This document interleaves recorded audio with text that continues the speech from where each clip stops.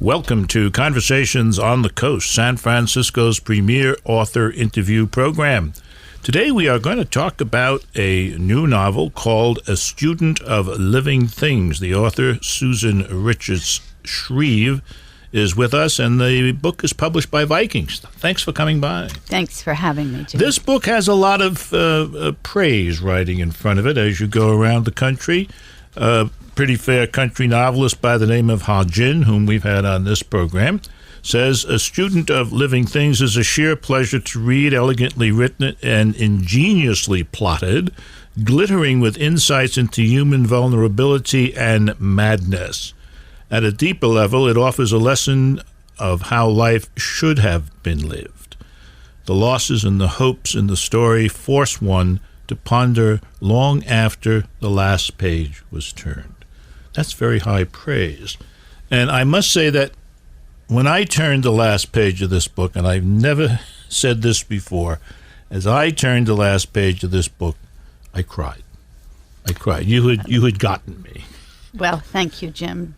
Of course, nothing could be more wonderful. You want to be able to cry at your own books, too. Yeah. So. Now, the other thing that intrigues me about you is, the kind of novel this is, which we'll get into, the kind of novel I think it is, that intrigues me. But the other thing that intrigues me is your career. You have published 12 novels, 26 books for children, and co-edited 5 anthologies. You don't work hard, do you? In addition to that, you're a professor at George Mason University. You've received several grants for fiction, the Guggenheim and the National Endowment for the Arts, and you're a former visiting professor at Princeton and Columbia Universities, and she lives quietly in Washington, D.C. with children. It's amazing. You are an amazing person. You. How do you control all of this? Or don't you? Well, I thought growing up it would be easy to have 4 children and that supporting your family would be an easy thing to do. Mm-hmm. I think economics in one way sort of spurred me on. Children's books, as soon as I had children, came to me very easily. Yeah. Adult books don't. I see. But children's books came to me sort of like a dream. And it's been a very lovely career. No writer's career could be described as a very lovely career because you're always up against deadlines and disappointments and all the sort of things. The expectation is you're in your dream world and then you move into the real world. But the idea of being able to have children and do something that you love doing has... I don't have a lot bad to say about it. No, it kind of sounds like the basis of a beautiful life. It has been, and George Mason is my day job, and it's as my husband. Where you founded a Master of Fine Arts program. I did in the days that Master of Fine Arts programs weren't a dime a dozen, so that was easy too. I'm glad you got your left hand doing something. I was going to ask a dumb question, but I'm going to skip it. The dumb question was, which writing do you like the most, children or adult? Well, I like them for different reasons. Probably I get more satisfaction out of the adult books because they're harder. But there's just sheer delight in writing the children's books. Well, as your career and background is different from many other authors, so is this book different in several ways. One of the things is the time setting of the novel and the way you use time in the novel. Now, the setting, if I read it correctly, is, quote, sometime after 9/11, Washington, D.C. Yes, I wanted a book, and of course it was nervous-making to be writing this book and have it seem to be the near future because it was going to be published perhaps after the near future. But I wanted a sense of timelessness as well as something standing on a precipice. As this is a moment that might just possibly happen. And that came to me after I started writing the book, and so I started it again. And then after you start, or after the book starts, in kind of that near future time, you throw us back several years. And the thing that I really think is admirable is that I saw that change as seamless. And when I first looked at it, but it works. It really does. Good. That was something that I wrote the beginning with that sense of the near future, really not knowing what I was going to do with it. And then... the plot of A Student of Living Things. That's what we have to get to. And we're going to take care of that when we return. You're listening to Conversations on the Coast with Jim Foster. Follow us on Twitter at Jim Foster COC, or send an email to jimfostercoc@gmail.com. A Student of Living Things. That's the title of the novel. The author, Susan Richards Shreve, is with us. It's published by Viking. And we left the audience somewhat disappointed, although I think we had an enjoyable time, because we never got to the plot. Okay? The plot centers around ... and I give it to you. What centers around, it begins essentially when Claire, who's the protagonist's brother, is assassinated on the steps of the George Washington University Library. His name is Stephen. He's a law student. He's a law student, an outspoken law student who likes to write op-eds for the newspaper. And the sense is that it could be a political assassination. Right. For in a time not so unlike ours, in which what you have to say may be taken against, held against you. Sure. And in this particular case, it is Claire's story. And she tells it, it's my first-person novel. She tells it as she seeks to find some answers to her grief and finds herself tying up with someone who says he knew her brother. And well, that's the bare bones of it. That's the bare bones of it. What makes this a very fascinating novel, and one that you just can't get away from, is the fact that it then broadens out, and it is the story of the family, her family, and how they react to this, and first of all who they are. I mean, and they are pretty interesting people. But the book then becomes a thriller, a story of grieving, and most improbably, it seems to me, a love story.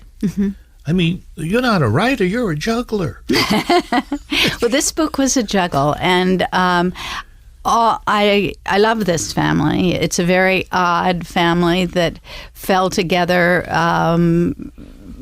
from two different cultures, like so many American families, and they all live together under one roof, though a roof that mom wants to keep raising, in the sense of, well, I don't think we have enough people here, so let's bring in this one. In that one. Let's bring in Uncle Milo, who wants nothing but a piano and time to play it. That's right. He's a failed concert pianist, and Uncle Milo is there, and he is very helpful in the love story. He certainly is. With his piano. Yes, he certainly is. There are strange things about it. The family are the Frains, and there's a hangar out back. I mean, some people have rose gardens and places to grow peonies and peas and things. And the Frains have an airplane hangar. Right. The Frains have an airplane hangar. David Frain, the father, is restoring a World War II fighter plane with some sense that maybe he'll be able to fly it when it's restored. So he has that in the backyard, which is not a very big backyard, and so that's all that there is in the backyard. That's it. There are no peonies back no there. Peonies. There's no rose garden. There's the hangar. There's the hangar. And I kept wondering, if he ever gets the darn thing done, how's he going to... Never mind. It's like building the boat in the basement. Exactly. How's he going to get it out? Get it out of there. Claire is at the center of this, and the question you can ask about Claire is, how about all that stuff in her room? Claire keeps a museum of natural history in her room. A lot of dead things, a dead bat, a kitten a fetal kitten in a jar, birds, all kinds of dead things, a sort of natural history museum full of dead things, which when her brother dies, she gets rid of.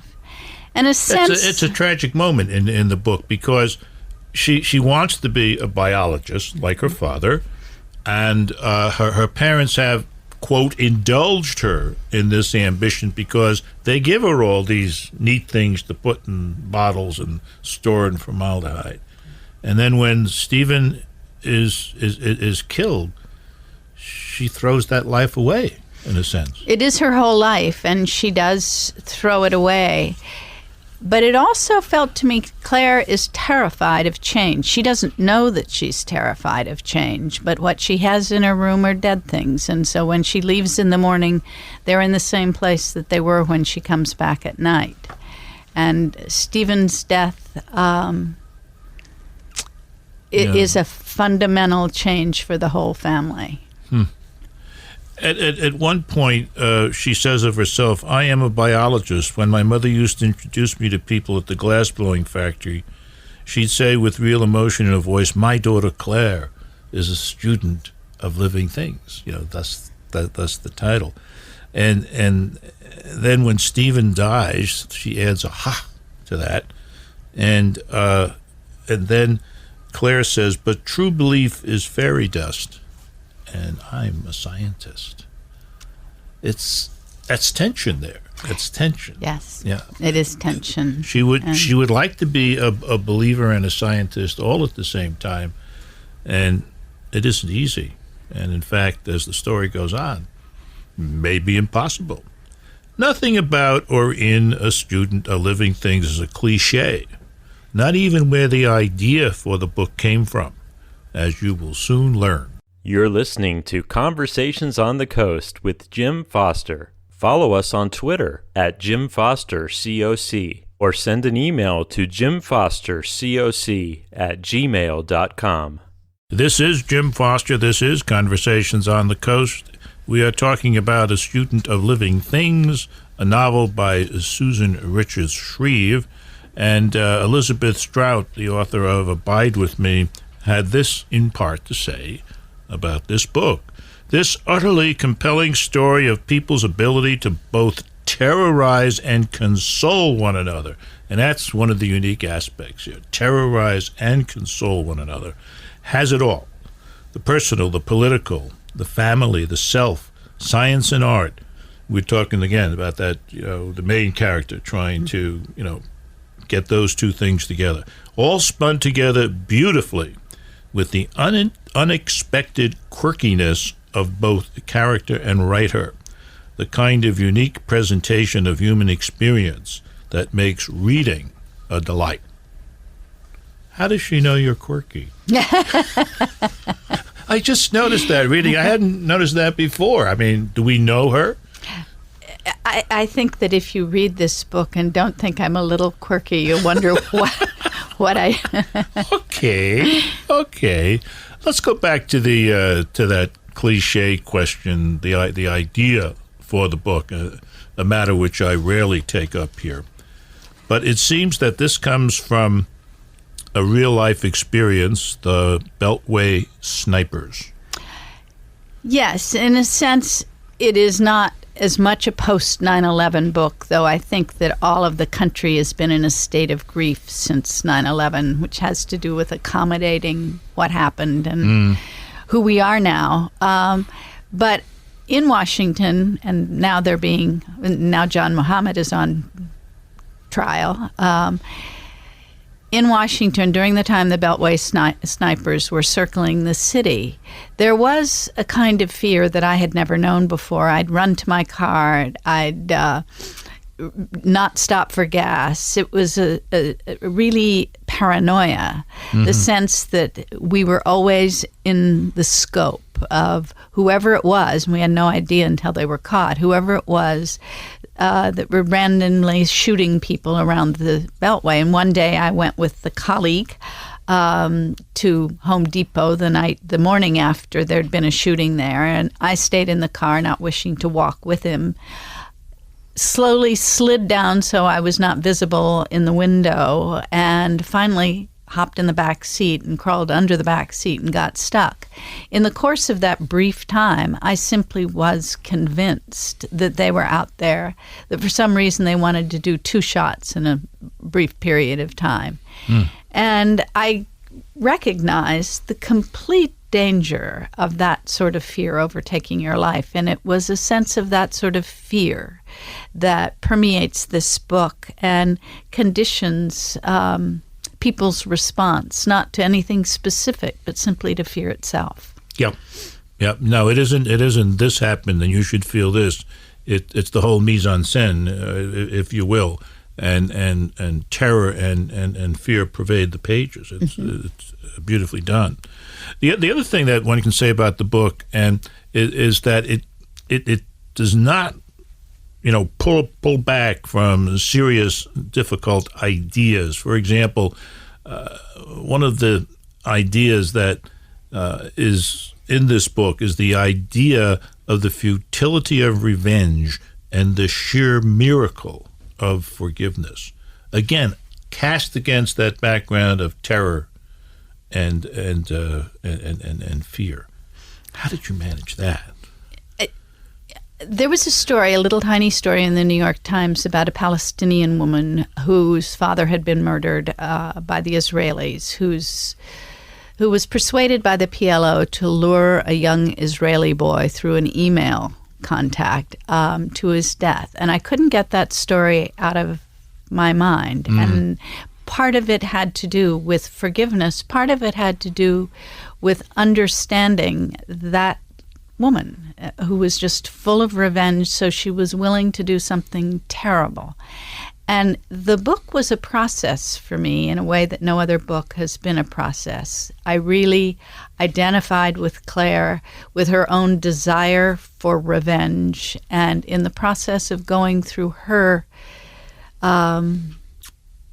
need for revenge. The very possibility of revenge, she says, energized her from that kind of stupor, moved her from that kind of stupor she was in after the death of her brother, and the very possibility got her going. It got her going again. And so she was willing to accept unimaginable suggestions. She was willing to accept them without questioning, and fell in with someone who said he was her brother's best friend and a good friend. There's a note here, and this may be somewhat the source of why I cried at the end. You write that the Fraines have a terrible time in this book, but in their crazy way, they hang together with enough humor and love to endure. And I think maybe that's what I was feeling at the end, and why I cried. We've been talking today to Susan Richards Shreve. She is the author of a novel you ought not miss, and you ought to buy several copies and spread it around. The novel is called A Student of Living Things. This has been Conversations on the Coast, and I'm Jim Foster.